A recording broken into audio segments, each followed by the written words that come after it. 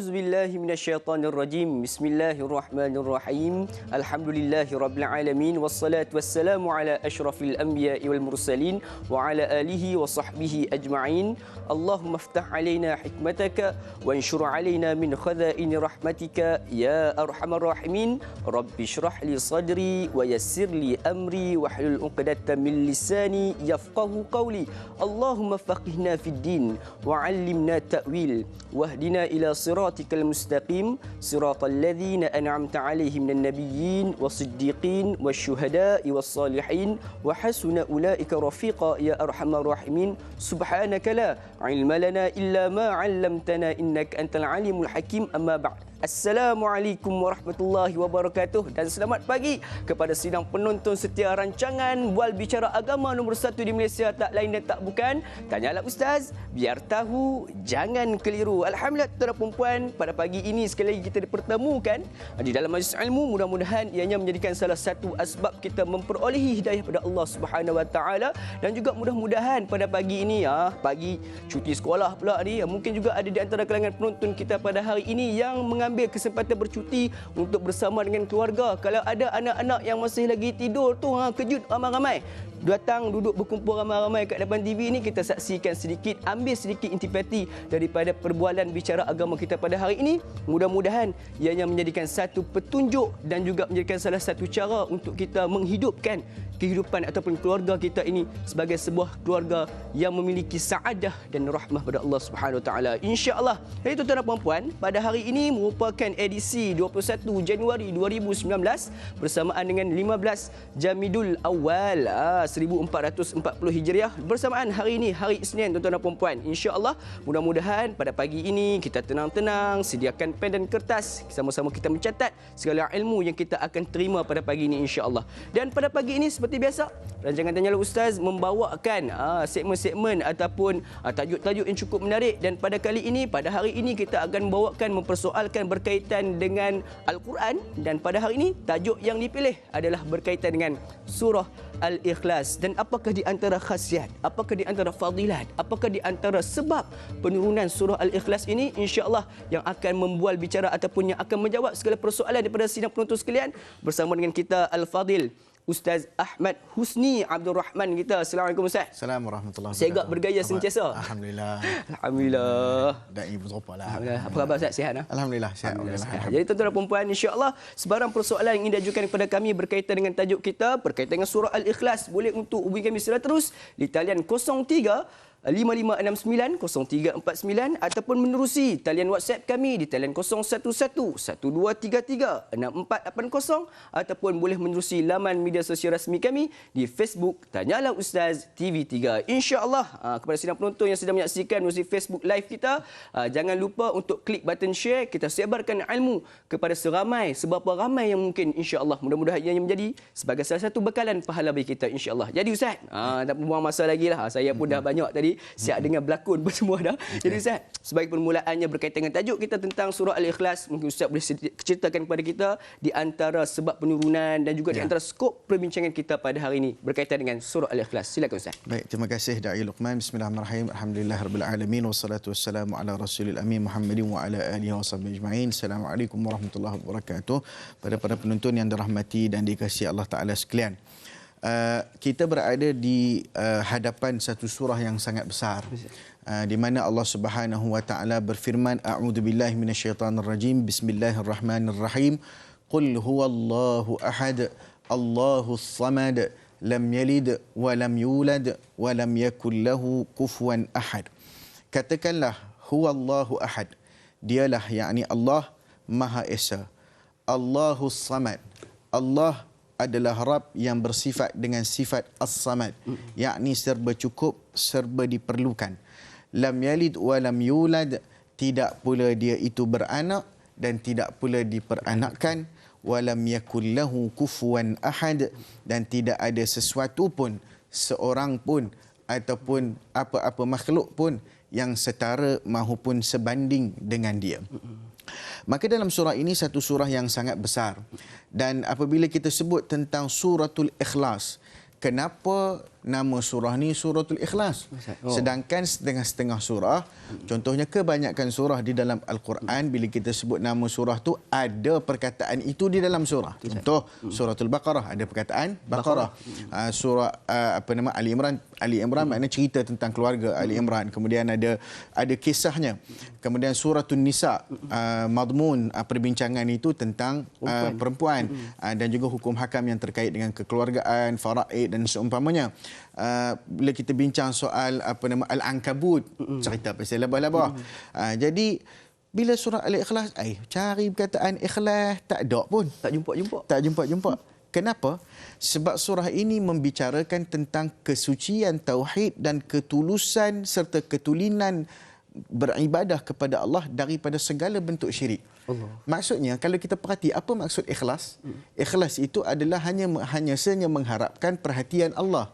Jadi surah ini dinamakan surah Ikhlas. Cerita dia pasal apa? Daripada awal sampai habis cerita dia siapa? Cerita dia Allah. Tentang Allah. Jadi tentang Allah. Maka ikhlas ni cerita dia tentang siapa? Tentang Allah. Dia bukan pasal manusia, dia bukan pasal orang lain, dia bukan kita buat kerja tu kerana nak menunjuk dekat orang ataupun sebagainya, tetapi dia semata-mata kerana Allah.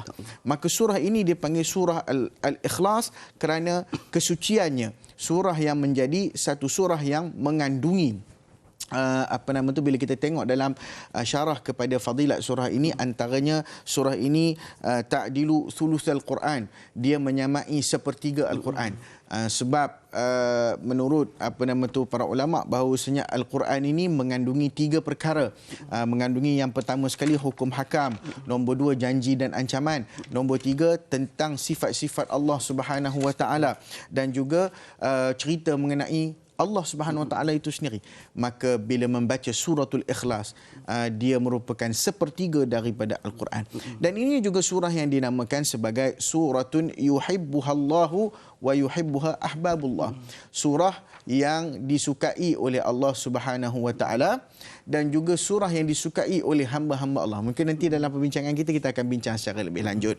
Dan surah ini merupakan surah Makkiyah. Bila kita tengok surah dia surah Makkiyah, dia ini turun di fasa Makkiyah, iaitu fasa pembentukan akidah dan pembentukan tauhid yang sangat mantap. Maka isi kandungannya memang kita nampak clear cut, memang tauhid kepada Allah Subhanahu Wa Taala.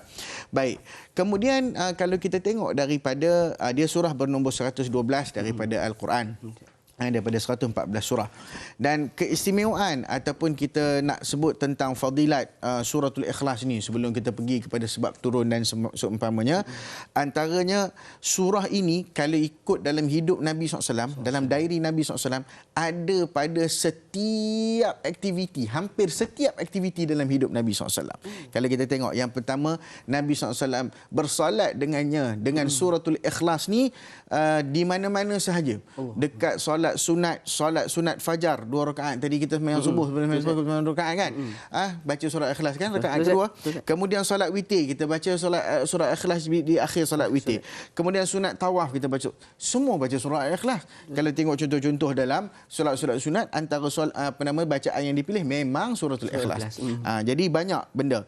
Dan kemudian Nabi SAW baca setiap hari sebelum tidur. Pun baca suratul Ikhlas. Baca pada pagi dengan petang, dalam zikir pagi dengan zikir petang. Waktu nak rawat orang sakit pun baca surah Al-Ikhlas. Waktu nak kita ajar anak-anak pun, antara surah-surah awal kita ajak anak kita sebenarnya surah Ikhlas lah.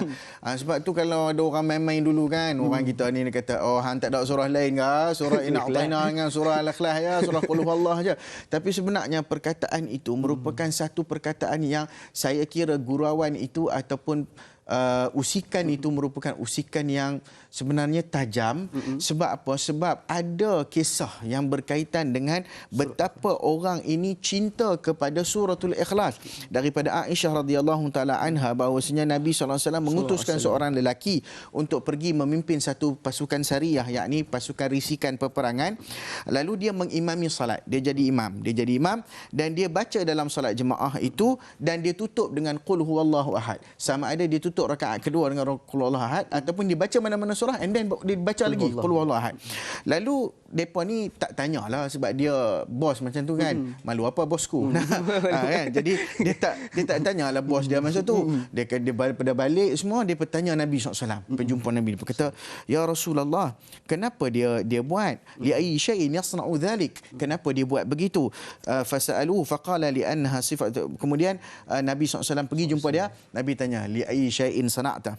Kenapa kamu buat begitu? Kenapa kamu baca begitu? Lalu dia kata, "Li'annaha sifatur rahman wa ana uhibbu an aqra'a biha." Dia kata sebab surah ini merupakan sifat-sifat Ar-Rahman dan aku sangat suka, aku cinta betul aku nak baca. Maka kata Nabi SAW, "Akhbiruhu annallaha yuhibbuh." Bagi tahu kat dia, Allah sayang kat dia. Jadi jangan duk pelekehlah orang hatu surah ni, kita duk main-main kan. Jadi itu yang pertama sekali.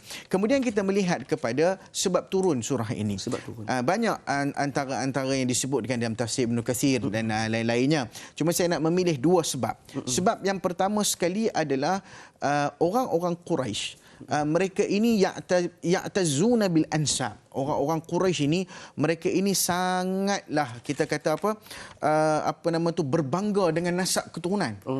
Jadi biasanya depa ni mesti memberi nasab ataupun mengasalkan Tuhan mereka. Senang cerita macam inilah. Mereka akan kata bahawasanya Tuhan kami diperbuat daripada emas, tembaga, batu besar.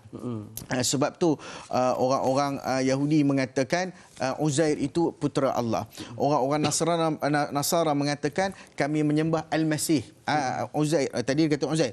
Orang Nasara kata Al-Masih Ibnullah. Orang Majusi kata kami sembah matahari dengan bulan. Orang kafir Quraisy pula, orang-orang ni musyrik mengatakan Tuhan tu adalah berhala. Sebab apa? Sebab dia asal Tuhan dia tahu siapa dia berhala tu. Disebut dalam tafsiran bahawasanya berhala Al-Lata. Kan kita Al-Lata wal Uzza kan, wa manata salisatal ukhra. Al-Lata itu asalnya daripada orang yang baik. Dia ni orang baik. Yang dia ni kerjanya yalutus sawiq li yut'imul hujjaj. Dia buat apa? Dia ambil kurma dengan ambil roti, dia kepek, dia adun, dia bagi makan, dia buat kuih. Dia duduk bagi makan orang yang pergi buat haji. Jadi dia ni orang baik. Jadi bila dia mati, orang Quraisy buat satu macam patung ni nak commemorate dia. Itu asal dia. Nak commemorate kematian dia, nak ingat dia ni orang baik ni. Jadi buat patung daripada batu besar, serupakan dengan rupa kawan tadi ni. Jadi dinamakan sebagai Al-Lata. Itu asal dia. Jadi bila mereka kata Tuhan mereka mempunyai asal, maka orang kafir tanya kepada Nabi SAW, "Unsub lana rabbak." Ataupun sif lana rabbak. Dua soalan tu. Nasabkan Tuhan kamu, jelaskan nasab Tuhan kamu. Kata orang musyrik kepada Nabi SAW sebagaimana hadis yang diriwayatkan oleh Ubay bin Ka'ab. Mereka kata inna alihatana hiya banatullah. Tuhan-tuhan kami adalah anak-anak perempuan Allah. Maka itu mereka faham begitu. Lalu mereka tanya kepada Nabi, nasabkan Tuhan. Macam mana nasab Tuhan? Jadi Nabi SAW menjawab dengan satu jawapan yang sangat tuntas, 4 ayat yang begitu hebat. Dia panggil punchline ni. Punchline ni. 4 ayat ni memang betul pancing. Dia panggil 1, 2, 3, 4 bagi semua settle. Dalam 4 ayat yang ringkas, qul, kata Nabi SAW, kata Allah Ta'ala, qul, katakan wahai Muhammad. Bila disebut dalam Al-Quran, perkataan qul, maknanya dia ada satu arahan yang wajib dari Allah Subhanahu Wa Ta'ala. Kata wahai Muhammad. Kena kata.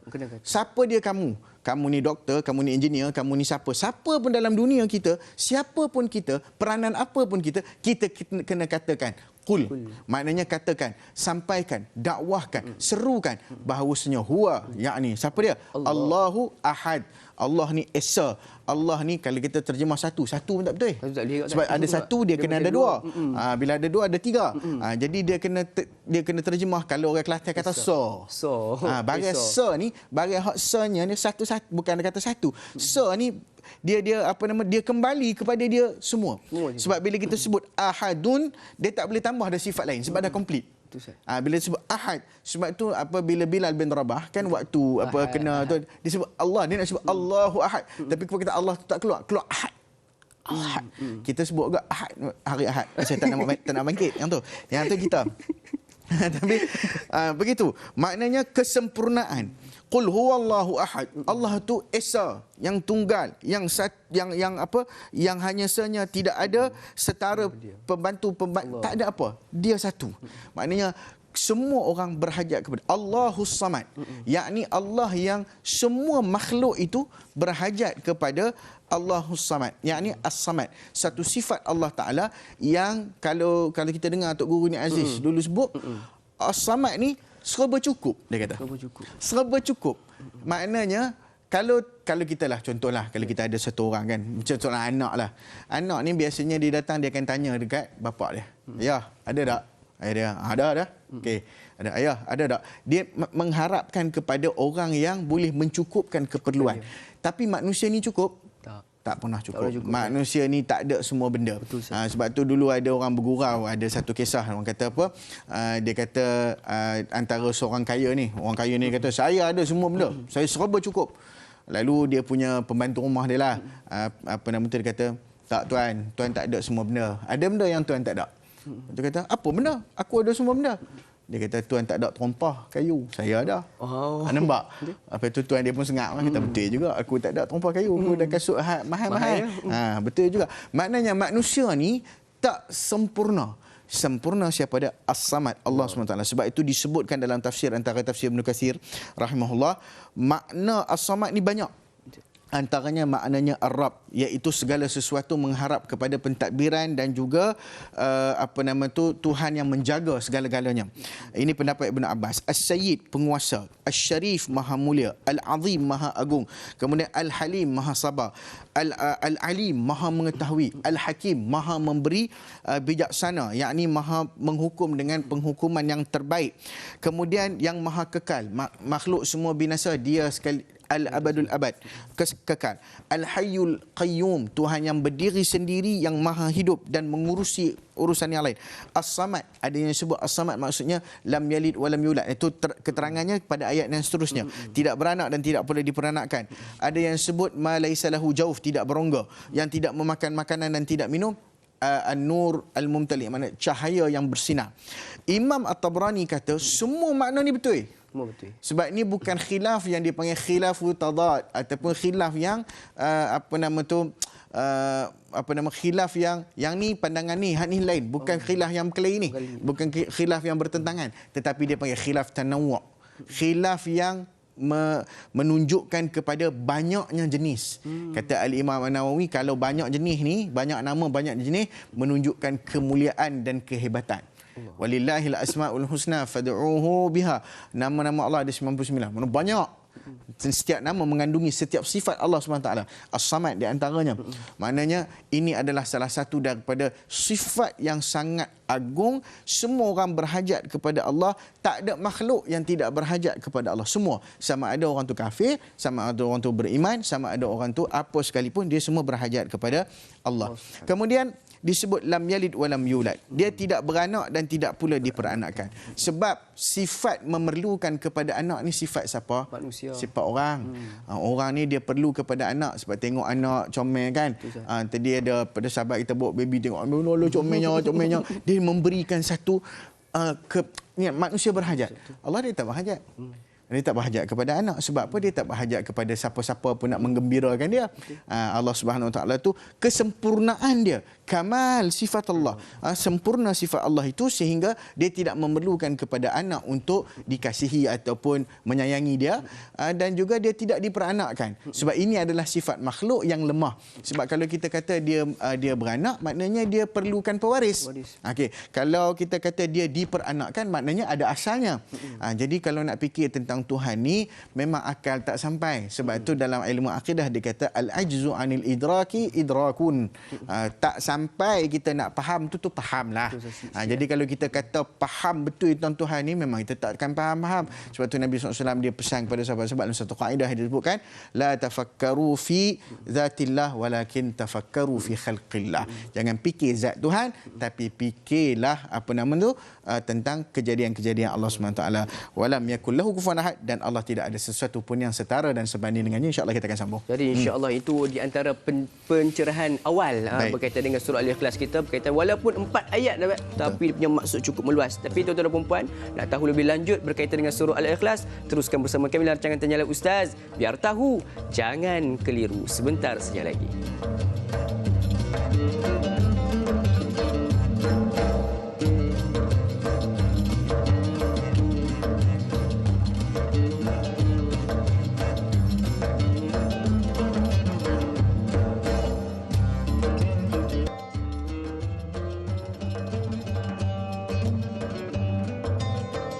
Alhamdulillah, tuan-tuan dan puan-puan, kembali kita bertemu dalam rancangan Tanyalah Ustaz. Biar tahu, jangan keliru, dengan tujuan untuk kita menyebarkan ilmu pengetahuan berkaitan dengan agama kepada seberapa ramai manusia yang mungkin di atas muka bumi Allah SWT ini. Mudah-mudahan yang menjadi asbab, mudah-mudahan kita semua bertemu dalam syurga Allah SWT. Memang ramai yang kenal saya kat dalam TV, tapi saya kebanyakan tak berapa nak kenal orang kat luar sana. Tapi yang risau tuan-tuan dan puan-puan, kalau kita berada dekat dalam syurga nanti, sama-samalah kita berkenal-kenalan dalam sana nanti, insya-Allah. Itu tuan-tuan dan puan-puan, sekali lagi saya nak wawarkan pada hari ini kita sedang membincangkan topik berkaitan dengan surah Al-Ikhlas. Jadi sekalian tuan-tuan dan puan-puan, sidang penonton sekalian, ada sebarang persoalan yang ingin diajukan kepada kami, boleh untuk kami secara terus di talian 03-5569-0349 ataupun menerusi talian WhatsApp kami di talian 011123364480, ataupun boleh terus ke laman media sosial rasmi kami di Facebook Tanyalah Ustaz TV3. Nampak gambar poster saya dengan Al-Fadhil Ustaz Ahmad Usni kita. Boleh untuk mengajukan soalan di ruangan komen di bawah. Kepada sidang penonton yang sedang menyaksikan menerusi live Facebook, jangan minta sangat-sangat, jangan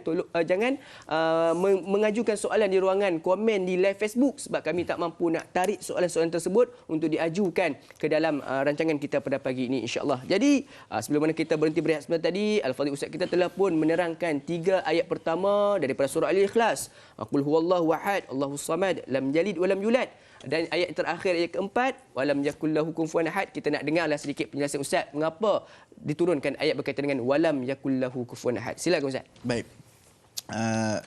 Bila kita sebut tentang penghujungnya, Allah Subhanahu Wa Taala conclude walam yakul lahu kufuwan ahad. Cerita tentang sifat ini, siapa yang cerita?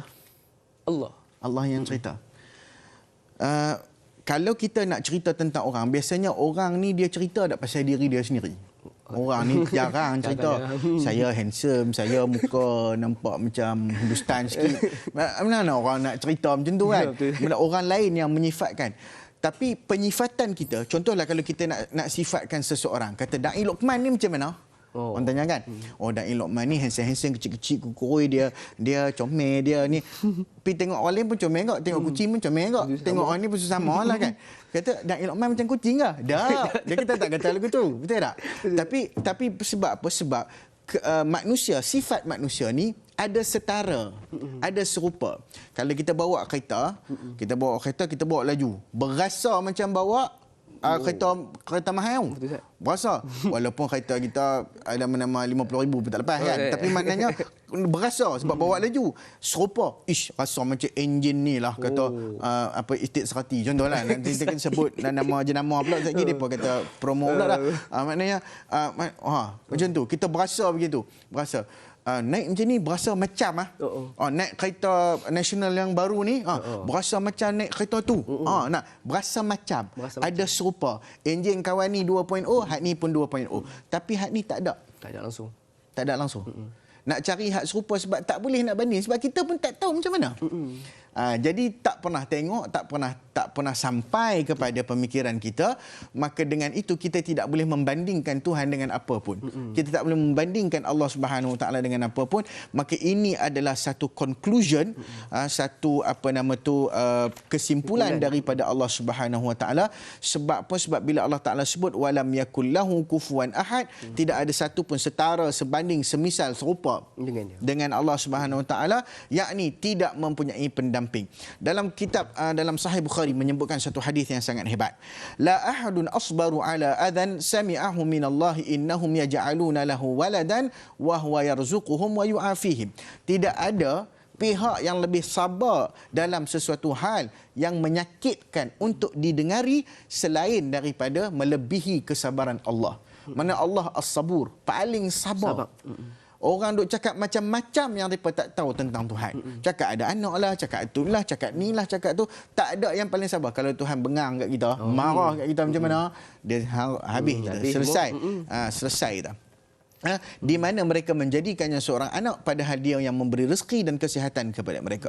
Dalam satu hadis yang lain Imam Bukhari meriwayatkan daripada Abu Hurairah, qala Allah Ta'ala, kadzdzabani ibnu Adam wa lam yakul lahu dhalik wa syatamani wa lam yakul lahu dhalik fa amma takdzibuhu iyaya fa qawluhu lan yu'idani kama bada'ani wa laysa awwalul khalqi bi ahwana alayya min i'adatihi wa amma syatmuhu alayya فقوله اتخذ الله ولدا وانا الاحد الصمد لم الد ولم اولد ولم يكن له كفوا احد. Itu dia. Allah Taala sebut, maknanya qala Allah dalam satu hadis qudsi, kadzdzabani ibnu Adam, anak Adam ini membohongi aku, mendustakan aku, sedang dia tak berhak untuk melakukan perkara tersebut. Dan dia juga bahasa sekarang, troll aku, maki aku, dia kecam aku, hashtag jangan kecam, dia kecam aku. Sebab apa? Dan tak sepatut dia cela, dia kecam aku. Padahal itu tak sepatutnya datang daripada seorang anak Adam. Adapun bentuk kedustaan yang dilakukan terhadapku, kata Allah Subhanahu Wa Taala, adalah dia mengatakan aku tidak mampu mengulangi kejadian sebagaimana aku memulakan kejadian. Maknanya, dan tidaklah mengulangi kejadian itu lebih sukar daripada memulakan kejadian. Betul. Nak buat benda hak tak ada. Contohnya lah, kita sebelum ni, siapa-siapa boleh tak mendatangkan walau sebiji butir beras sekalipun? Tak boleh. Out of thin air. Tak ada apa-apa. Itu pun bahasa orang putih itu kata out of thin air. Maknanya daripada udara yang ni. Udara. Ada sebut udara. Udara tu siapa dia bagi? Allah juga. Contoh, buah-buah durian dengan buah kelapa. Model buah durian dengan model buah kelapa ni siapa dia bagi? Ada tak yang sebelum jadi buah durian tu? Ada tak model? Oh, ada lah. Ada lah. Siapa dia model lah? Mana nak tahu? Siapa yang buat buah durian? Allah Taala. Maknanya manusia nak buat bom bentuk, nak buat senjata bentuk durian kot. Mungkin depa jumpa yang senjata-senjata orang putih tu jumpa durian kot. Dia buat buah durian, dia buat senjata tu. Macam mana? Inspirasi. Kita hanya mengambil inspirasi dari Allah. Kita tak boleh. Sebutir beras pun orang kata, ada tu, dia boleh buat beras sintetik. Dia buat beras sintetik, bahan-bahan yang dia buat tu pun ambil daripada benda yang Allah Ta'ala jadikan. Contoh dia pun daripada Allah. Contoh dia pun daripada Allah. Tengok pun serupa. Benda pun nak tiru-tiru. Siapa tiru? Allah SWT. Sebab tu Allah lah semua. Saintis pun dia. Maknanya bukanlah kita kata saintis. Tak. Maknanya bukan, jangan orang faham begitu. Maksudnya semua adalah dari Allah Subhanahu Wa Taala. Tidak ada sebanding, tidak ada setara. Itu yang pertama. Amma syatmuhu. Sebelum kita masuk yang kedua, kita nak meraihkan. Kita raihkan dulu pemanggil kita. InsyaAllah. Assalamualaikum. Waalaikumsalam warahmatullahi wabarakatuh. Ustaz dan Dai, saya Haji Tukinon, Haji Muhammad Ali Skudai Johor ya, Ustaz dan Dai. Assalamualaikum Haji Tukinon. Ya, waalaikumsalam. Sehat ya awak semua kan? Alhamdulillah sihat. Cuti ke ni? Memang cuti lah tu. Begitulah cuti. Tapi sebelum tu saya memang pagi-pagi tanya Ustaz dululah kan. Alhamdulillah. Terima kasih. Silakan Tuan Haji Tukinon dengan soalan insya-Allah. Persoalannya gini Ustaz dan Dai, kita kadang dipesan sebelum tidur engkau hendaklah baca surat Ikhlas, maknanya kul wallah kan. Jadi persoalannya sekarang, katanya kalau kita sebelum tidur hendaklah kita hafal ataupun baca surah Al-Quran semua sekali 30 juz. Maknanya kita tak mampulah Ustaz dan Dai. Tapi dengan memadai kita baca surat Ikhlas ini, katanya sudah memadai kita telah membaca Quran 30 juz. Macam mana keadaannya Ustaz? Saya minta penjelasan daripada Ustaz. Adakah benar ke ataupun macam manalah minta penjelasan pagi ini ya. Itu aja soalannya pagi. Terima kasih. Assalamualaikum. Assalamualaikum warahmatullahi wabarakatuh. Terima kasih Tuan Haji Tukinon kita ada Ustaz. Soalan ni sebenarnya sama dengan soalan Facebook kita. Daripada saudara Adwa Afina kita. Assalamualaikum Ustaz Dai. Soalan saya, kenapakah orang kata kalau baca 3 kul seolah-olah khatam Al-Quran? Mohon pencerahan Ustaz. Silakan Ustaz. Baik. bila kita sebut tadi, terima kasih Haji Tukinon memperingatkan kita tentang amalan-amalan. Sebab tu yang saya sebut pada awal perbincangan tadi. Kan Nabi SAW berada bersama dengan suratul Ikhlas dalam kehidupannya. Dan sebelum tidur pun Nabi SAW baca suratul Ikhlas. Kita bukan baca suratul Ikhlas, kita minum ayak bergelas-gelas. Lepas tu baru kita lena kan. Jadi Nabi SAW mengajar kita begitu. Dan tadi soalan, kalau baca suratul Ikhlas ni sepatutnya kita kena baca sepertiga Quran ataupun satu Quran. Lagu mana nak habis? Maknanya mungkin tertidur sebelum habis Quran tu kan. Jadi cerita dia bagaimana? Soalan ini pernah juga ditanyakan diuji kepada sahabat-sahabat, antaranya Sayyidina Ali radhiyallahu anhu. Dia menjawab soalan ini, dan juga kita merujuk kepada satu hadis yang sangat hebat daripada Abi Darda, daripada Nabi sallallahu alaihi wasallam, ayajizu ahadukum an yaqra'a fi lailatin sulusal Quran. Ini soalan dia. Apakah seseorang kamu tak mampu nak membaca sepertiga Al-Quran pada setiap malam? Qalu, mereka tanya, macam mana ya Rasulullah? Kaifa yuqra'u thulutsal Quran? Macam mana dibaca sepertiga Quran? Lalu Nabi SAW berkata, qala qul huwallahu ahad, bacalah suratul Ikhlas ataupun qul huwallahu ahad, ta'dilu thulutsal Quran. Dia menyamai sepertiga Al-Quran. Maksudnya, kalau baca sekali, 1/3. Kalau baca 3 kali, satu Quran lah. Jadi ni kecerdikan. Maksudnya, kecerdikan dan juga keagungan pahala yang Allah Ta'ala nak bagi. Hebat sangat benda ni. Surah ni surah yang sangat hebat. Kita berada di depan surah yang memang dia punya pahala awesome, meletup debum. Memang power punya. Saya teringat waktu tuan guru kami dan juga sahabat kami Fadilatul Ustaz Dr. Datuk Dr. Abu Anas Abdul Basit Abdul Rahman Abu Anas Madani. Waktu itu beliau menghadapi ujian sebelum, kalau tak salah saya, sebelum beliau diterima masuk untuk belajar di peringkat kedoktoran waktu itu. Dan kebiasaannya ujian daripada masyayikh ni, dia akan minta kita baca ayat-ayat daripada Al-Quran. Dia minta baca, nak tengok, nak test hafazan lah. Jadi waktu dia test tu, Syekh kita ni kata, tak apa, dia baca. Dia pun baca. Dia baca apa? Baca Qul Huwallahu Ahad. Jadi Syekh tanya, apa siapa baca Qul Huwallahu Ahad? Kan? Dia kata, nak mudah kan? Tak. Dia kata, ta'dilu thulutsal Quran. Dia sebut, dia bagi wajah. Dia kata, munasabah dia sepertiga Quran. Banyak tu. Syekh pun gelak. Syekh kata, Masya Allah, tabarakallah. Jadi, benda ni, satu perkara yang sebenarnya kalau kita tengok bagaimana manusia sepatutnya tidak meremehkan surah ini. Kadang-kadang itulah saya ingat orang Melayu kita kena berhentilah bila kita sebut tentang kata tak habis-habis surah Ikhlas, tak habis-habis, janganlah, berhentilah sebab saya kira ia menafikan satu perkara yang disebut sebagai ganjaran yang sangat besar, menafikan sifat-sifat sahabat-sahabat yang mencintai suratul Ikhlas, sehingga menyebabkan orang yang mencintai suratul Ikhlas ni masuk syurga. Sebab apa? Sebab dalam satu hadis yang disebutkan daripada Abu Hurairah, aqbaltu ma'a Rasulillah sallallahu alaihi wasallam fasami'a rajulan yaqra'u qul huwallahu ahad Allahus samad faqala Rasulullah sallallahu alaihi wasallam wajabat. Nabi kata wajabat. Faqultu ma wajabat lahul jannah, kata Nabi SAW. Aku datang bersama Rasulullah. Aku dengar seorang lelaki membaca qul huwallahu ahad. Nabi pun cakap telah wajib. Wajib apa ya Rasulullah? Wajib baginya syurga. Subhanallah. Maknanya satu perkara yang sangat besar lah. Kalau orang tu minat, jadi semangat semua orang baca suratul Ikhlas saja. Tetapi tidak menghalanglah untuk kita menghafal surah-surah yang lain.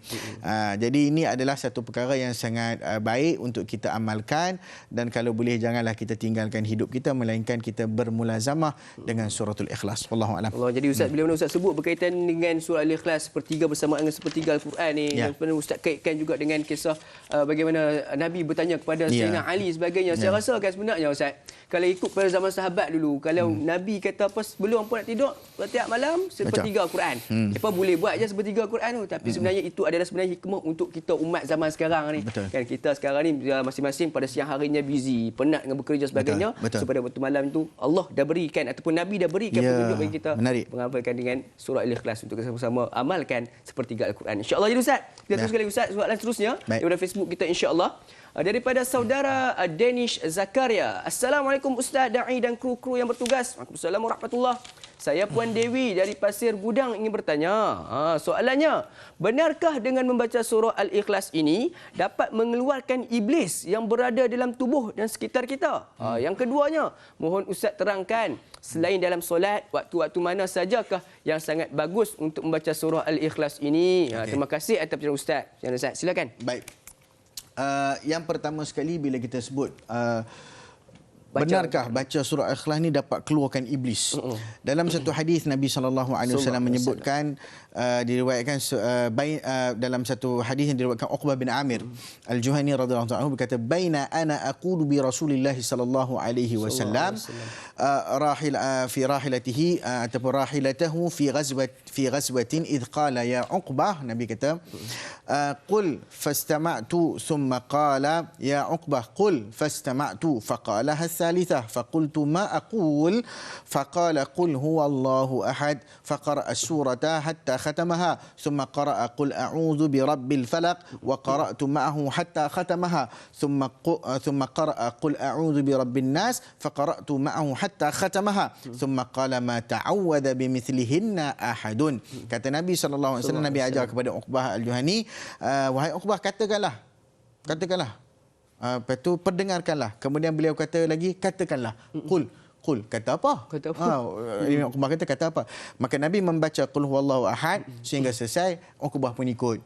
Kemudian baca Qul a'udzu birabbil falaq, Uqbah pun ikut. Baca Qul a'udzu birabbin nas, Uqbah pun ikut sampai habis. Lalu Nabi SAW kata, jika dibaca dua-dua semua ini, tidak ada seorang pun yang berlindung dari segala keburukan seperti orang-orang yang berlindung dengan 3 surah tersebut. Ada juga satu hadis daripada Aisyah radhiyallahu ta'ala bahwasanya Nabi SAW menuju ke pembaringannya untuk tidur. Baginda akan menghimpunkan 2 tangannya, yakni tadah tangan, lalu Nabi tiup dan membaca surah Ikhlas, Al-Falaq dan An-Nas, dan dia sapu kedua belah tangannya ke tempat yang mampu dicapai oleh setiap tubuhnya, dari kepala, muka dan apa yang dia boleh temui, semua 3 kali. Sebab apa? Nak berlindung diri daripada segala-galanya. Dan satu hadis riwayat Abu Daud dan Nasa'i juga, siapa yang baca 3 kali pada waktu pagi dengan 3 kali pada waktu petang, 3 qul.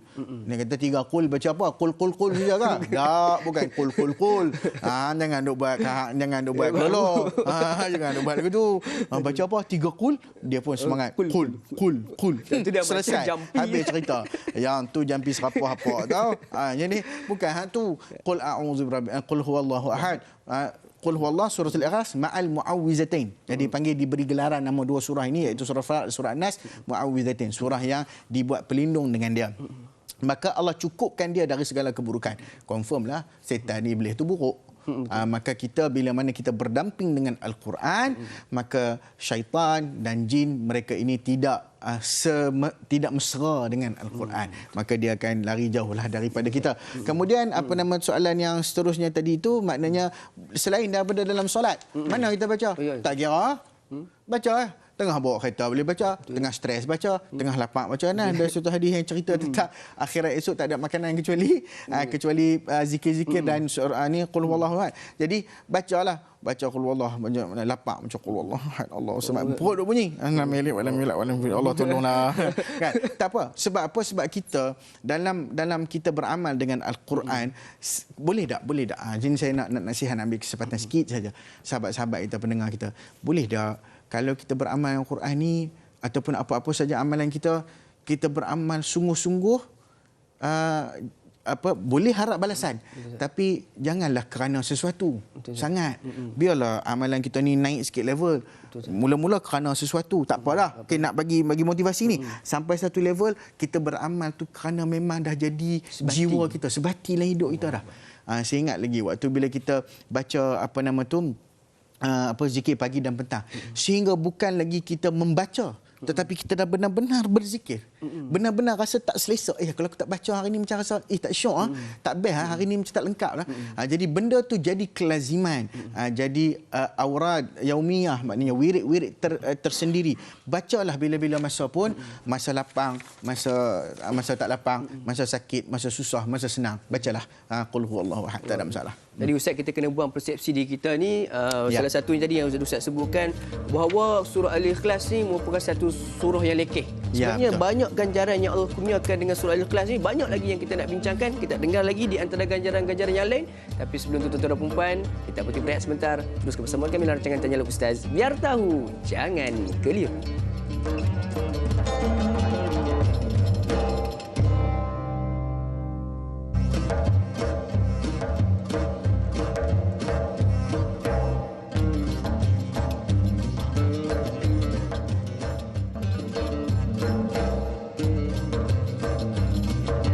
Alhamdulillah, tuan-tuan dan puan, kembali kita bertemu dalam rancangan Bual Bicara Agama nombor 1 di Malaysia, tak lain tak bukan Tanyalah Ustaz, biar tahu jangan keliru. Membincangkan tajuk pada hari ini berkaitan dengan surah Al-Ikhlas bersama dengan Al-Fadhil Ustaz Ahmad Husni kita. Ya, tuan-tuan dan puan, banyak sudah sebelum mana kita berhenti berehat sebentar tadi, kita mendapatkan input-input berkaitan dengan surah Al-Ikhlas. Dan yang paling penting, kata Ustaz kita, jangan sesekali kita memperlekehkan orang yang banyak beramal dengan surah Al-Ikhlas. Lepas ni, tapi janganlah pula lepas ni setiap kali solat baca surah Al-Ikhlas saja pula, ataupun lepas ni kita ni tiap-tiap hari buka Al-Quran baca surah Al-Ikhlas, tak mau pula baca surah-surah lain. Jangan macam tu. Maksudnya kat sini surah Al-Ikhlas ni jangan kita pelekehkan, tapi surah-surah lain pun kita kena tambahkan sebagai amalan buat diri kita juga, insya-Allah. Jadi tuan-tuan dan puan, sebelum mana Ustaz, baru saya teringat tadi sebelum mana kita mengambil panggilan pada Tuan Haji Kinon kita, Ustaz ada sebut tentang dua perkara yang manusia tak sepatutnya buat pada Allah ataupun pada Tuhan.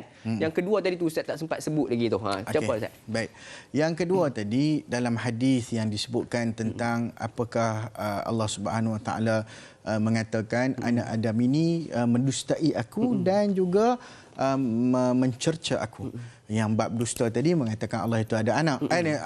Allah itu tidak mampu mengulangi kejadian sebagaimana dimulakan. Yang kedua adalah adapun wa amma syatmuhu iyai. Adapun celaan yang diberikan oleh anak Adam kepadaku, faqauluhu ittakhadallahu walada, maka mereka kata Allah itu mengambil anak, ada anak. Sedangkan kata Allah, wa anal ahadus samad, akulah Tuhan yang esa dan as-samad, yang sentiasa manusia bergantung urusan kepadaku. Lam alid walam ulad, aku tidak beranak dan tidak diperanakkan. Walam yakun li kufuwan ahad, kata Allah Subhanahu Wa Taala, dan tidak ada setara seorang pun, sesuatu makhluk pun sebanding setara serupa semisal denganku. Maka ini adalah satu pemahaman, sebab manusia dia mencari-cari maksud Tuhan. Jadi dalam perbezaan agama banyaklah mereka kata ni macam-macam, mereka nak cari kebenaran, tapi kebenaran yang tidak didasarkan kepada dalil ataupun tidak didatangkan dengan nas dan seumpamanya. Contohnya orang-orang yang menyembah ialah macam orang Majusi, disembah bulan, bintang, planet dan sebagainya, sebab mereka mengatakan itu adalah satu keajaiban. Maka keajaiban itu dengan saintifik yang berlaku, maka ini mungkin ada bulan sebab bulan lah ayak pasang surut, bulan lah ada sotong naik, macam-macam ketam. Dia kaitkan tu, jadi dia kata ni bulan ni lah yang power. Dia terhenti setakat itu. Tetapi dia tidak pergi kepada siapakah yang mencipta bulan, siapakah yang mencipta semua sistem ini, siapakah. Jadi mereka mencari-cari Tuhan. Jadi mereka mengatakan perkara-perkara yang tidak benar tentang Allah Subhanahu Wa Taala. Mereka tidak kenal Allah Subhanahu Wa Taala. Maka mana lagi ada Tuhan? Sebab tu bila kita baca Al-Quran menjelaskan tentang keberadaan Allah Subhanahu Wa Taala, tentang kewujudan Allah Taala, tentang makhluk-makhluk yang kita suruh tengok dan fikir ni. Perhatikanlah, manusia tidak mampu.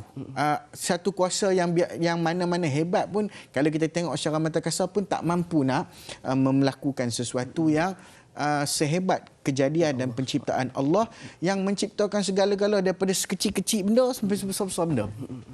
Cuma ada soalan yang tak patut orang tanya. Orang duk tanya soalan, kata boleh tak Allah cipta benda hak dia sendiri tak boleh angkat. Soalan ni tak payah tanya.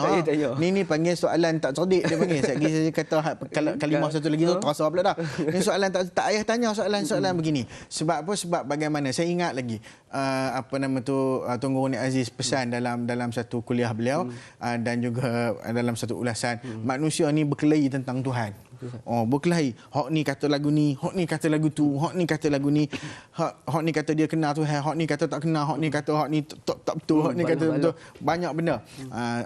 Sebab tu zaman orang mengutuk Imam Ahmad dulu, Syekh Abu Hamid Al-Ghazali, Imam Al-Ghazali tulis satu kitab Faisalut Tafriqah baina ahli zindiq baina ahli tauhid wal zanadiqah, lebih kurang begitulah tajuknya, untuk membezakan. Satu kitab ini tulis membezakan antara akidah yang betul, yang sahih, dan juga akidah zindiq, orang yang sesat.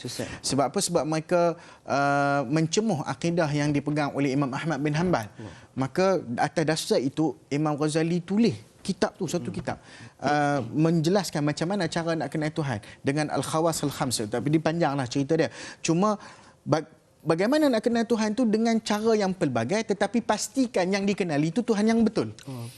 Ya? Yang nak dikenal tu Tuhan yang betul, Allah Subhanahu Wa Taala. Maka semua pun kata Tok Guru Ni Aziz, orang dia kata kenal Tuhan, tak kenal Tuhan, duk balas semua. Kalau mu bangun subuh pukul 7, mu tak kenal Tuhan lah tu. Tu kata dia. Betul. Kalau mu bangun subuh pukul 7, tu tanda mu tak kenal Tuhan lah tu. Deep tu. Dia bagi terus. Maksudnya, kalau kita ni buat amal ibadat pun slow, bincanglah tak mana pun, hang tak kenal gitu hang. Sebab orang yang kenal Tuhan sahaja akan mengetahui bahawa Allah Ta'ala perhati dia, Allah Ta'ala dia kenal. Bila dia kenal, dia akan ada tindakan.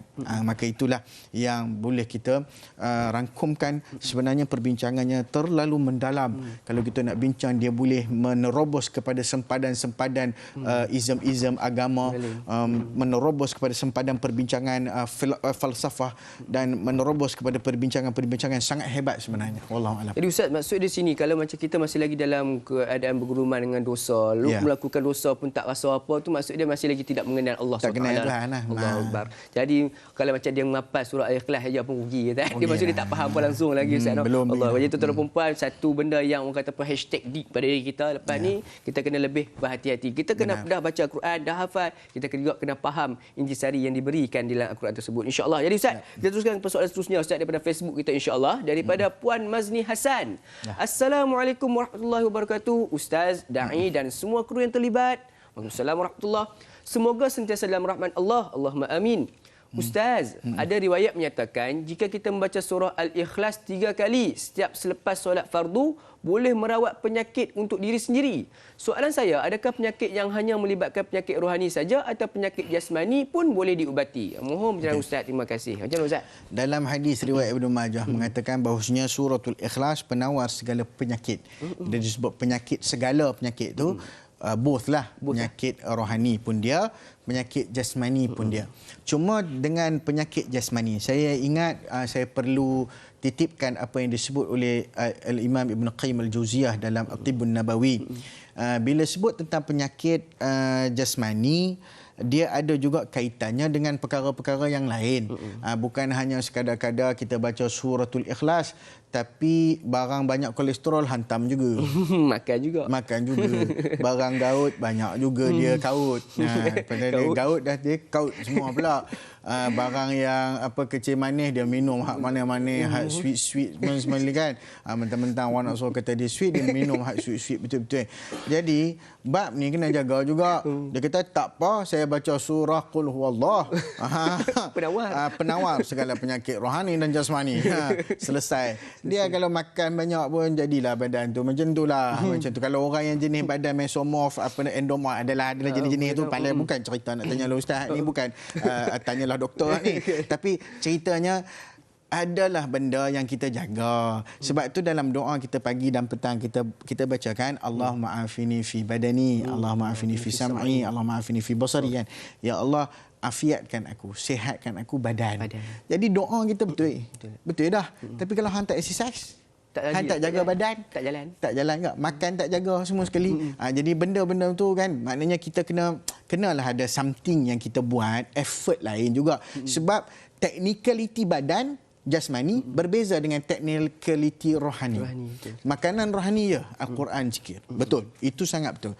Siapa yang tak buat benda tu, beza antara orang berzikir dengan orang tak berzikir adalah orang hidup dengan orang mati. Maknanya roh dia mati. Roh dia dead. Dia hanya boleh bergerak macam ni, tapi dia macam zombie. Macam tu. Ada roh tapi roh tak function. Begitulah. Sebab tu kena bagi makanan dia. Makanan dia apa? Baca Al-Quran, rohani. Surah Ikhlas baca. Itu rohani benar. Tapi jasmani betul, boleh juga. Tak ada masalah. Boleh beramal, tak ada masalah. Cuma ada part lain kena jaga juga. Jasmani tetap hal-hal yang berkaitan dengan biologi manusia, dan itulah kejadian Allah kepada manusia, maka tetap juga perlu diperhatikan. Jadi Ustaz, ayat Al-Quran ni kita baca sebagai satu orang kata tawakal lah. Betul. Kena ada ikhtiar juga. Betul. Sebab semua benda Allah Taala bagi. Jadi kalau kita jaga makan, jaga makan, tengok badan tak turun pula. Ni ada orang kata tengok badan tak turun, diet turun pula. Ni kerja turun naik ni kerja bukan kerja aku. Aku usaha ya. Nak bagi Tuhan. Tuhanlah berhak lebih tahu kan. Senang nak jawab kan.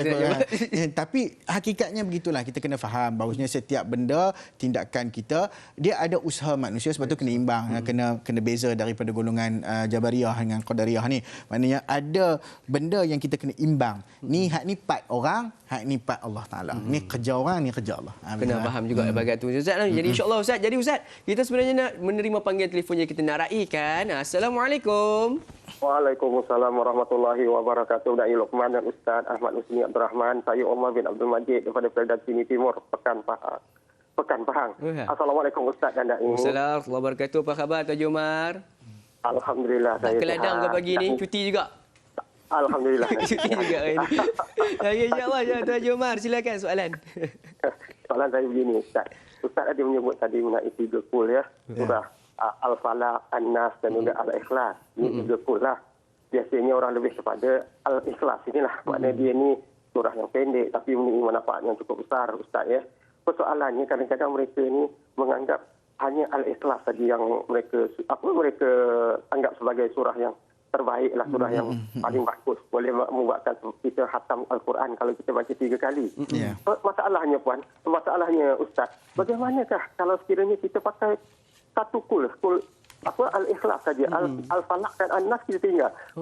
Boleh ke perkara ini menjadi manfaat? Orang kata macam Ustaz cakap tadi, boleh menghindarkan iblis apa semua tu, boleh ke Ustaz? Itu soalan saya Ustaz dan Da'i. Terima kasih banyak Ustaz dan Da'i. Assalamualaikum. Assalamualaikum warahmatullahi wabarakatuh. Terima kasih Tuan Haji Omar kita. Ya Allah, rindu dengar suara dia. Tiap kali main live tu memang tertunggu-tunggu. Minggu lepas saya live Ustaz tak dapat dengar Tuan Haji Omar kita, mungkin tak dapat menembusi talian kita. Jadi Ustaz, berbalik pada persoalan pada Tuan Haji Omar kita. Sebenarnya tanya juga Ustaz, saya pun sebenarnya bermain di dalam fikiran saya juga, apakah di antara perkaitan antara surah Al-Ikhlas, Al-Falaq dan juga dengan surah An-Nas Ustaz? Kalau bolehkah kalau beramal salah satu saja tiga-tiga atas ni?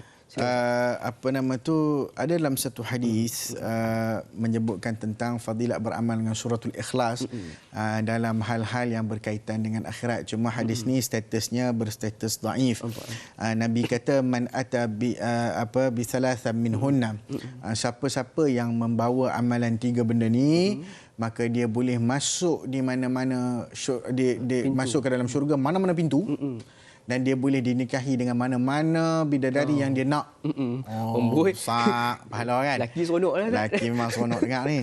Yang pertama, man afa an qatilihi, siapa yang memaafkan pembunuhnya. Mana bukan pembunuh dia nak maafnya, dia meninggal dah. Orang waris lah memaafkan pembunuh tu daripada dia kena qisas misalnya, maka banyak diat. So okey, dia maafkan, maknanya tak bunuh balik, tak bunuh balik. Tu nombor 1. Kemudian man adda dainan khafiyan, siapa yang menyelesaikan hutang secara senyap-senyap. Maknanya hutang orang lain dia selesaikan secara senyap-senyap. Kalau Da'i banyak duit, boleh selesai hutang saya senyap-senyap. Saya pun senyap-senyap bagi nombor akaun. Okey, itu yang kedua. Nombor tiga. Siapa dia baca surah Ikhlas setiap kali lepas sembahyang 10 kali. Maknanya kan? 10 kali. Abu Bakar tanya Nabi SAW, au ihdahunna ya Rasulullah, kalau buat salah satu okey tak? Kalau buat salah satu okey tak? Pilih. Pilih kan? Pilih mana paling senang kali? Surah Al-Ikhlas kan? Maka Nabi jawab au ihdahunna alaihi wasallam. Jadi cuma hadis ni ulama bincang dia berstatus dhaif, setengah-setengah kata dhaif jiddan. Namun kita melihat kepada maksudnya. Baik, boleh tak hanya terhenti kepada surah Al-Ikhlas? Jadi packaging. Nabi SAW ni bagi package. Dia sebut surah Qul Huwallah dengan muawwizatain. Jadi untuk dia existing dengan benda-benda yang perlu kepada khasiat-khasiat yang disebutkan oleh Nabi, maka dia kena lengkaplah sebagaimana yang disebut oleh Nabi SAW. Sebab benda tu pun bukanlah satu benda yang sangat menyukarkan dan menyusahkan. Mungkin kita akan sambung selepas ini. InsyaAllah. Jadi banyak lagi. Itu baru sedikit Ustaz. Jadi kita sambung lagi berkaitan dengan ni. Seronok dengan hadiah-hadiah berkaitan kahwin semua ni Ustaz. Jadi tapi belum tu kita jangan guna tuan-tuan dan puan-puan. Teruskan bersama kami dalam rancangan Ustaz. Kita berhenti berehat sebentar. Sebentar. Tunggu semula sebentar saja lagi. InsyaAllah.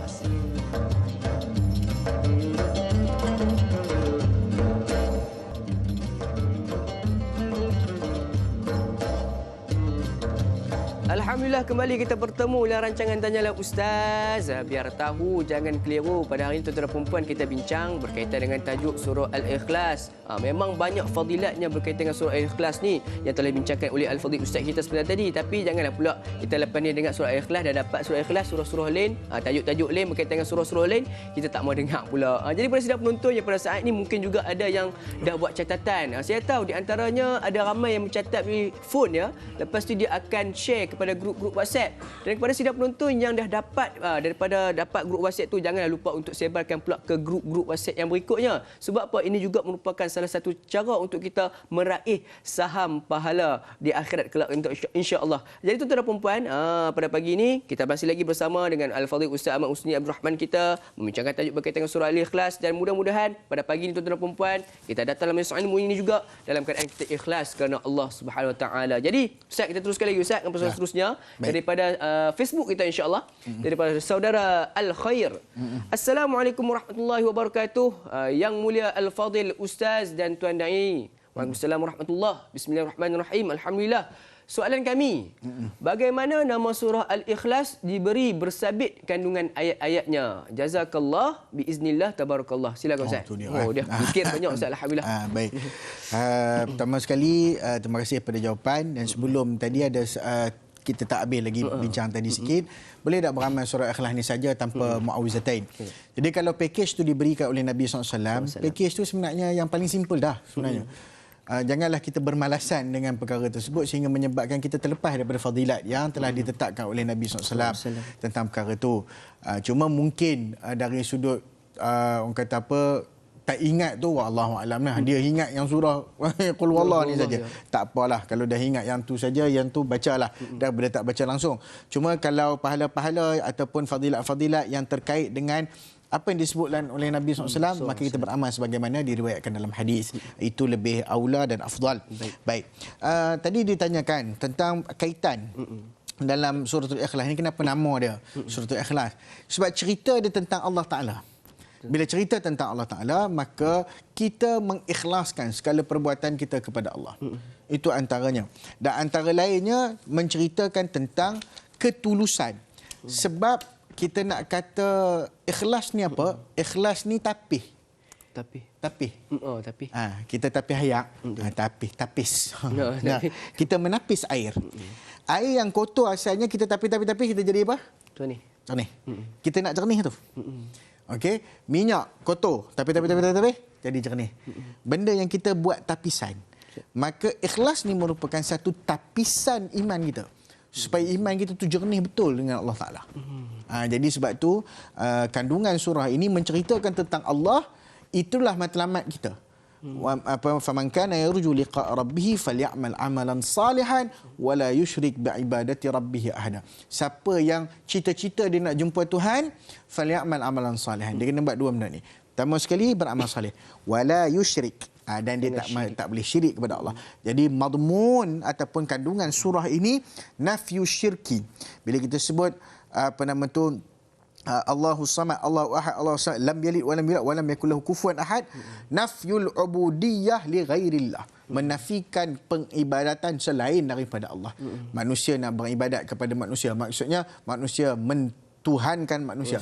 Sebab ada tuhan-tuhan palsu ni. Banyak tuhan-tuhan palsu. Tuhan apa? Tuhan tu, Tuhan duit, Tuhan ni semua Tuhan palsu ni.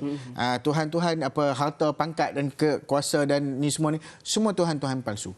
Begitu juga orang-orang yang memahami konsep Tuhan ni berdasarkan kepada cuaca. Tuhan siang lain, Tuhan malam lain, Tuhan panas lain, Tuhan sejuk lain, Tuhan api lain, Tuhan apa nak ayak lain. Dia macam tu lah.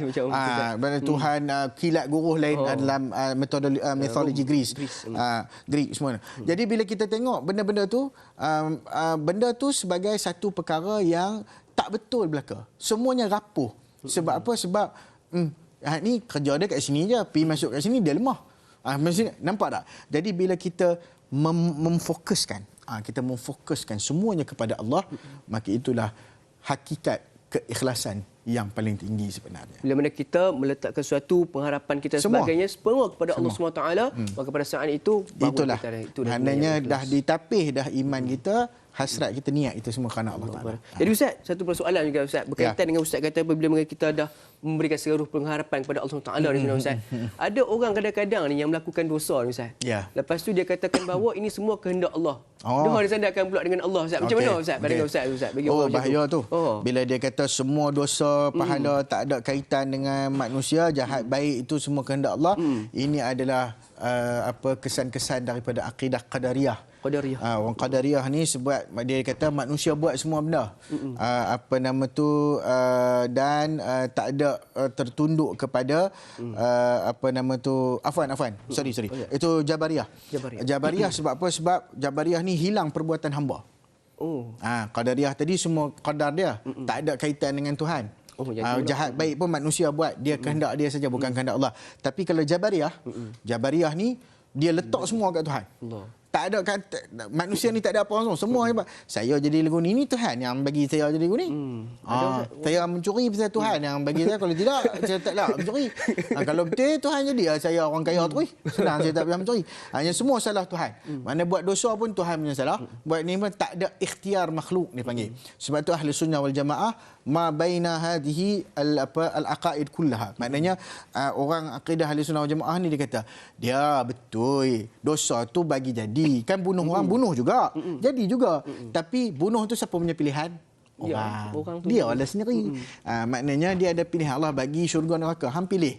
Syurga jalan dia lagu ni, neraka jalan lagu ni. Jadi hang buat macam ni dapat kat sini. Hang buat lagu ni dapat macam ni. Semua telah diberikan oleh Allah Ta'ala. Allah Ta'ala bagi akal pula suruh kita fikir. So kita boleh idrak. Maknanya benda-benda ni boleh sampai kepada kefahaman kita, dan akhirnya kita boleh memilih antara perbuatan yang baik dan buruk dan sebagainya. Sama juga macam kita tadi curang makan tadi kan. Tala gula daripada pagi sampai petang, memang confirm lah kerja mana. Bukan insya-Allah dah, memang betul lah. Insya-Allah betul lah. Insya-Allah kerja mana. Dengan izin Allah kerja mana. Tak ada dia tak ada kerja mana. Dah tu saya tak pernah cek. Mana kita nak tahu kan. Mana jadi perkara-perkara tersebut memang ada kaitannya. Janganlah kita letakkan semua, salahkan Tuhan, salahkan takdir, mengatakan ini semua takdir Allah, aku tak ada kuasa. Itu akidah yang salah. Jadi Ustaz, Allah dah berikan akal, kita kena pandai memilih lah. Kan, hatta syurga neraka pun kita kena pilih juga. Allah cara jalan je semua Allah dah tunjukkan dah. Jadi kalau kita salah memilih, maka itu yang menyebabkan kadang-kadang takut kita dapat fahaman Jabariyah tu Ustaz. Ustaz, jadi Ustaz, kita teruskan dengan soal seterusnya Ustaz pada Facebook kita insya-Allah. Daripada saudara Muhammad Effendi Mat Daud. Assalamualaikum Ustaz Daim. Assalamualaikum warahmatullahi. Saya dari Bertam Indah Pulau Batas, Pulau Pinang. Saya nak tanya, apakah hikmah surah Al-Ikhlas ini sebagai jawapan kepada orang bukan Islam bila ditanya, bagaimanakah Tuhan kamu? Dan peristiwa apakah berlaku pada zaman Rasulullah SAW hingga surah ini diturunkan? Mohon bincang Ustaz dan Da'i. Ustaz, silakan. Inilah yang kita sebut tadi pada awal perbincangan. Peristiwa bila mana Nabi SAW ditanya oleh orang-orang Quraisy, unsub lana rabbak, wahai Rasulullah. Mereka datang jumpa Nabi SAW, mereka kata inna alihatana hiya banatullah, kami nak habaq ni Tuhan kami ni anak-anak perempuan Tuhan kami nak habaq tu. This is our problem mission statement. Dia kata hak ni hak kami. Hang macam mana? Dia tanya. Pasal orang kepala betul dia jawab betul. Yang hang punya lagu benar. Yang hang punya Tuhan lagu benar. Jadi bila dia tanya kepada Nabi SAW untuk menerangkan nasab. Sebab macam kita sebut tadi, Quraisy ataupun golongan musyrik, mereka biasa menjadikan asal kepada Tuhan. Suka menasabkan. Aku suka menasabkan. Jadi mereka tanya nasab Tuhan. Maka jawapan daripada Nabi SAW, Nabi membacakan surah Al-Ikhlas ini sebagai satu jawapan yang diberikan oleh Allah. Allah menyifatkan diri dia. Diri Allah SWT sifatkan diri dia sendiri, dia bagi tahu kat Nabi, ni hang abang kat depa. Berkurang gitulah.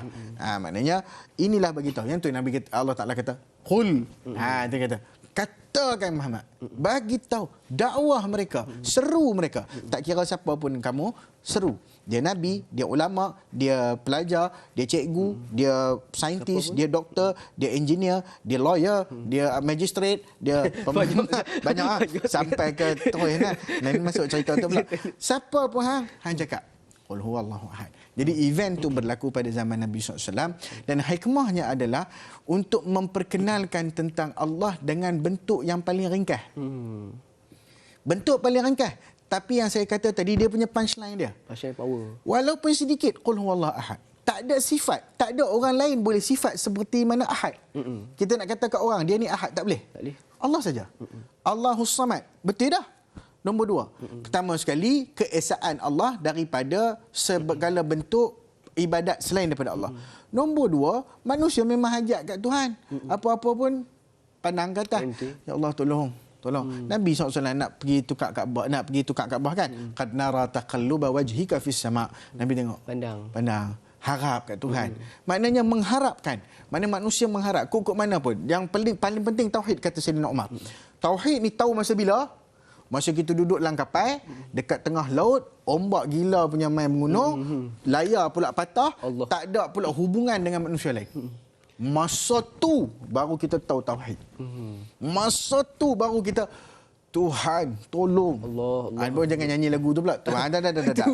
Sabar sikit. Jangan nyanyi pula lagu mentang-mentang aku sebut Tuhan tolong, hang pun sama dengan lagu. Gagal Ustaz tengah lut. Jangan dia tengah lut. Dah lah tengah lut dia main Tuhan tolong. Mampulah tu. Janganlah lagu tu. Jadi biar bagi Tuhan, ya Allah tolong. Masa kita tahu bahasa tu, kata Sayyidina Umar, baru betul akidah. Masa tu baru kita kenal.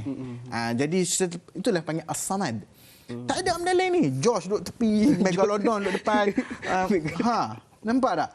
Ni petumai dengan macam-macam ni. Duduk tang tu, tak ada apa. Kita tak ada apa. Jadi itulah barunya kita faham as-samad tu.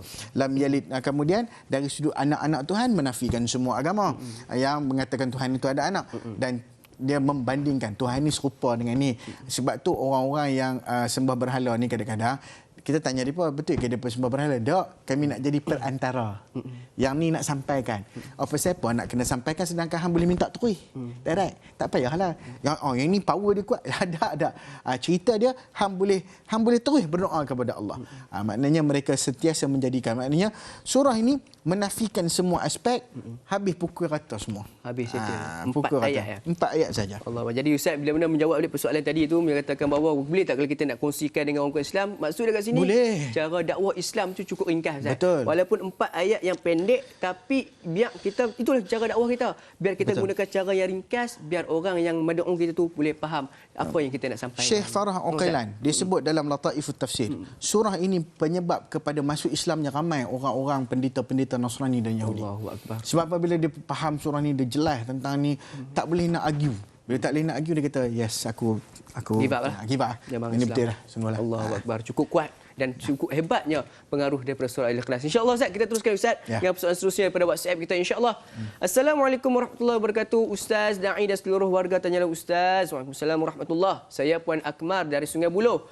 Surah Al-Ikhlas memberitahu kita kewujudan Allah secara tunggal dan Allah pencipta manusia, bumi dan segalanya. Apakah jawapan jika kadang-kadang kita tertanya bagaimana Allah wujud dengan sendirinya? Siapakah pula pencipta Allah? Bolehkah kita terfikir akan hal ini? Mohon pencerahan Ustaz. Wassalamualaikum warahmatullahi wabarakatuh dan terima kasih. Macam mana Ustaz? Okey. Saya nak buat perumpamaan lagu ni lah. Orang yang tak biasa masak nasi Arab, dia tahu ada ingredient nak masak nasi Arab. Tak tahu Ustaz. Dia tak tahu. Dia nak cerita macam mana? Macam itulah. Dia nak cerita minta reti. Dia kata nak campur apa dulu, nak buah apa dulu, dia pun tak tahu. Orang tak pernah buat buah bahulu. Dia tahu makan bahulu saja. Dia buat bahulu dia tak tahu mana satu nak masuk, telur dulu ke nak pukul dulu, nak pukul tepung dulu ke. Salah pukul jadi kek. Salah pukul jadi benda lain, jadi lempeng. Tak jadi juga bahulu. Maknanya lagu tu jugalah. Salah tebak, kita salah memahami tentang Allah Ta'ala. Sebab kita tak pernah tahu pun sebenarnya. Yang tu yang kita sebut daripada awal perbincangan tadi, kaedah dalam tauhid disebutkan al-ajzu 'anil idraki idrakun. Gagal ataupun kelemahan daripada memahami mana asal Tuhan, Tuhan jadi lagu mana, dia mula macam mana. Jangan fikir huwal awwal wal akhir, wal zahir wal batin. Bila kita baca terus Al-Quran, senang hidup kita sebenarnya. Senang. Bila kita serah semua, Tuhan, aku tak tahu apa pun pasal engkau. Kecuali apa yang engkau ceritakan kepada Nabi Muhammad SAW dan engkau ceritakan dalam Al-Quran. Maka berpeganglah. Jawapannya pegang pada Al-Quran, pegang pada sunnah yang cerita tentang Allah Ta'ala. Cerita tentang apa-apa saja kebaikan Allah Ta'ala, tentang Allah Ta'ala mengharamkan kezaliman atas diri dia. Semua tu kita faham yang tu sudah. Jangan pergi cari benda yang di luar kotak pemikiran kita yang tak mampu. Tak mampu pun kita nak faham. Contoh kita ni kerja kita bawa gerek ya. Bawa gerek menambah basikal. Dia kerja dia bawa basikal sepanjang umur dia sampai 70 dia bawa basikal ya. Suruh dia bawa kapal terbang dia reti. Memang dia tak boleh bawa. Macam tu juga akal kita terhad. Dia tak boleh pergi beyond benda tu. Sebab kalau dah pergi beyond, dia bukan akal makhluk lagi dah. Sebab tu Allah Ta'ala tidak boleh difikir. La tafakkaru fi khalqillah wa la tafakkaru fi dhatillah. Orang tanya semua, Imam Malik semua sebut, fikir, jangan fikir tentang zat Allah. Sebab kamu tak sampai fikiran tu. Kamu tak tahu pun. Tapi fikir tentang kejadian Allah yang begitu banyak membuktikan Allah tu wujud. Sebab tu berhenti. Kalau dah sampai, sebab tu syaitan ni soalan yang macam tu syaitan tanya tu. Dia banyak syaitan tanya ke, ni hang sembah Tuhan ni hantar tak? Tuhan mula ke mana? Dia. Cuba tanya tengok. Lagu mana Tuhan mula? Siapa beranak dia? Dia mati ke tak? Macam mana? Ini semua soalan-soalan yang dibisikkan oleh syaitan untuk menjauhkan kita dan menyesatkan akidah kita. Maka hati-hati. Sebab tu kalau dah sampai kepada peringkat tu, yang ni ada orang kata gila isim apa semua ni. Sebab apa? Sebab dia terlalu banyak fikir. Dia fikir tu payah sangat. Terlalu filosofi. Payah. Sebab tu saya ingat satu pesanan yang disebut oleh sahabat-sahabat kita daripada Yaman yang pernah belajar dengan Syekh Abdul Majid Al-Zindani. Mereka mengatakan, ajar akidah ni, alimul aqidata ka'aqidah wa laysa ka'ilmil aqidah. Ajar akidah sebagaimana dia berakidah dengan Tuhan. Jangan ajar ilmu. Bukanlah tak bagi ajar ilmu, tapi maksudnya bila kita mengajar ilmu akidah, matlamatnya untuk manusia berakidah, bukan untuk tahu pecahan sangat, tupi panas sana sini, pikir sampai pening kepala. Bukan. Manusia diajar mengenali Tuhan dan berakidah dengan Tuhan yang sebenar. Jadi Ustaz, kesimpulan ya Ustaz, bila mana datangnya rasa-rasa nak bertanya ke soalan macam tu, dan bisikan-bisikan tu, berhenti dan kembali kepada Al-Quran dan juga hadis. Tengok kepada cara kewujudan, kewujudan alam sekitar sebagainya ni, tentang membuktikan bahawa Allah itu sesa wujud tuan-tuan dan puan-puan. Jadi, terima kasih Ustaz. Satu pencerahan yang terbaik. Dan Ustaz, kita teruskan lagi Ustaz dengan persoalan seterusnya daripada Facebook kita. Mungkin berbaki beberapa minit lagi ni. InsyaAllah daripada Puan Hani Ampang kita. Assalamualaikum. Waalaikumsalam warahmatullahi. Apakah kesilapan tajwid yang sering dilakukan ketika membaca surah Al-Ikhlas ini? Wallahu alam, jazakallahu khairan. Ustaz, masuk sikit bab tajwid. Pertama sekali, saya tak nak cerita bab tajwid istilah pelik-pelik. Sekali lagi orang tak faham. Jadi sekarang ni kita ambil pendekatan tajwid dengan pendekatan membetulkan bacaan. Tahu hukum selepas. Contoh yang pertama sekali, perkataan yang pertama, qul. Ada orang sebut kul dengan kap. Dengan K. Bukan K, ni qiu. Qul maknanya duduk tani. Bonggok. Halqum. Bahasa halqum. Qul huwallahu hu. Maknanya ha tu, jangan ha. Qul huwallah. Itu pun salah. Ada orang yang macam jenis-jenis Arab, ada kadang-kadang ul bahasa Mesir. Dia tukar qaf jadi hamzah. Ada yang kalau Saudi gul. Dia kata gul huwallahu ahad. Itu salah lah. Itu bacaan salah. Allah lafzul jalalah ahad. Ha pedas. Bukan ha ahad. Qul huwallahu ahad. Macam ahad. Dan dal adalah qalqalah. Ini selalu yang ujung semua ni adalah qalqalah. Yang jangan ditambah huruf ahada. Jangan. Ahad. Dia macam bumper. Ahad. Gitu. Ahad. Kalau kita dengar Syekh Sudais, saya suka dengar Syekh qul huwallahu ahad. Nampak? Dia bunyi tu bunyi qalqalah, bukan bunyi tambah huruf, tidak. Ini antara kesalahan. Allahus samad, sad. Huruf sad bukan huruf sin. Allahus samad. Okey. Lam yalid, lam ya. Mim tu mati, ya tu tak ada dengung. Lam jangan dia ada setengah lam yalid. Salah lah. Lam yalid tu pun qalqalah juga. Tarik sikit lam yalid wa lam yulad. Okey, last sekali. Wa lam yakul lahu kufuwan ahad. Kufuan lahu ni pun ada yang setengah-setengah tak panjang 2 rakaat. Walam yakul lahu kufuwan ahad. Walam yakul lahu kufuwan. Tak boleh, salah. Walam yakul lahu kufuwan ahad. Kufuwan izhar. Izhar apa pula? Saya pernah dulu makcik-makcik kampung tanya, Usni, ikhfa atau benda? Saya pun ingat ikhfa. Memang kata bahasa Perak, ikhfa. Oh, ikhfa. La ilaha illallah. Apa tu ceritanya kau main ikhfa tu?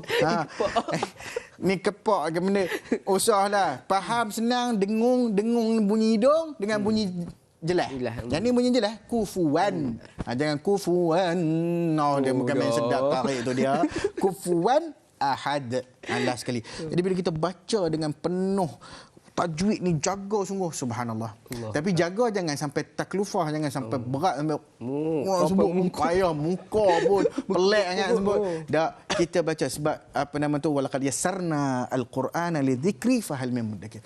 Maknanya kita mudahkan Quran ni untuk dibaca, untuk dizikirkan ataupun untuk dialunkan. Mudah saja. Insya-Allah, mudah-mudahan dengan sedikit orang kata apa, pencerahan ustaz berkaitan dengan di antara hukum-hukum tajwid ataupun cara-cara untuk kita makhrajkan huruf itu, memberikan satu lepas ni kita boleh memperbaiki cara bacaan kita. Kadang-kadang kalau kita tengok ni cara ustaz, tip ustaz.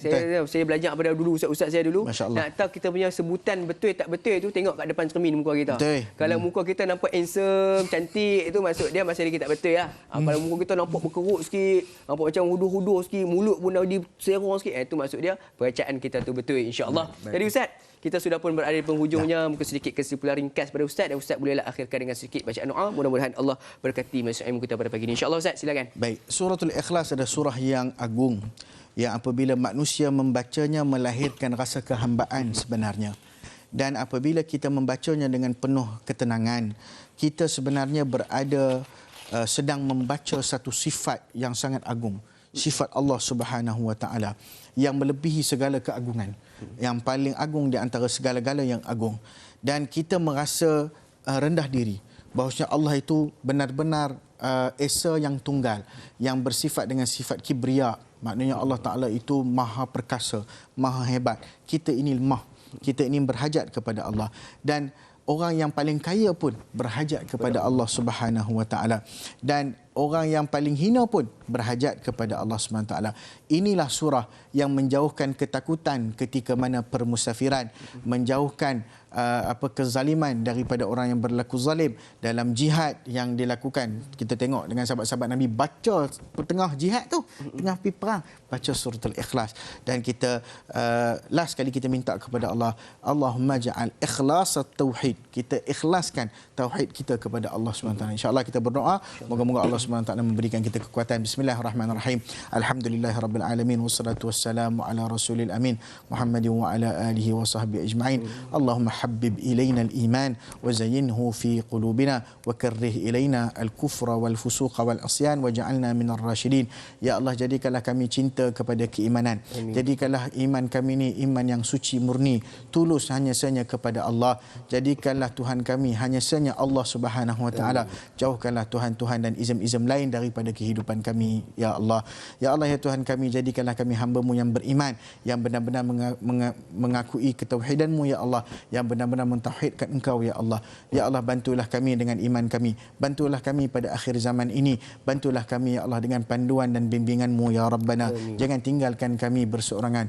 Ya Hayyu ya Qayyum, birahmatika nastaghith, aslih lana sya'nana kullaha ولا تكلنا إلى أنفسنا طرفة عين. ربنا آتنا في الدنيا حسنة وفي الآخرة حسنة وقنا عذاب النار. والحمد لله رب العالمين. Amin amin ya rabbal alamin. Mudah-mudahan dengan bacaan doa Ustaz sebentar tadi, maka majlis ilmu kita pada hari ini berkati Allah SWT, insya-Allah. Jadi Ustaz, jazakallahu khairan katsiran di atas perkongsian ilmu pada hari ini. Mohon dihalalkan segala ilmu diberikan kepada kami semua pada pagi ini, alhamdulillah.